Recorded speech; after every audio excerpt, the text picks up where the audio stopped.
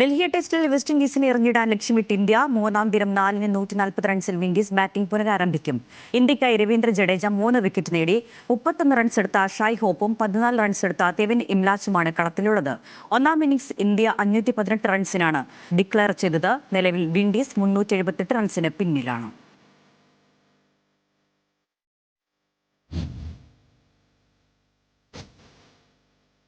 Super ലീഗിൽ ഇന്ന് മലബാർ പോരാട്ടം. സൂപ്പർ പോരിൽ മലപ്പുറം FC കണ്ണൂർ വാരിയേഴ്സിനെ നേരിടും.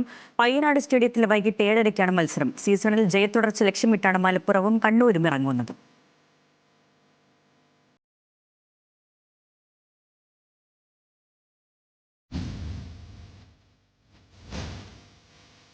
സൂപ്പർ ലീഗ് കേരളയിൽ തൃശൂർ മാജിക്സ് FCക്ക് ആദ്യ ജയം. ക്യാപ്റ്റൻ മെയിൽസൺ ആൽവീസ് നേടിയ ഗോളാണ് ആതിഥേയരായ കാലിക്കറ്റ് FCക്കെതിരെ തൃശൂരിന് ജയമൊരുക്കിയത്. 2 വീതം കളികൾ പൂർത്തിയായപ്പോൾ ഇരു ടീമുകൾക്ക് 3 പോയിന്റാണുള്ളത്. രണ്ടാം റൗണ്ടിലെ അവസാന മത്സരത്തിൽ ഇന്ന് മലപ്പുറം FC കണ്ണൂർ വാരിയേഴ്സ് FCയെ നേരിടും.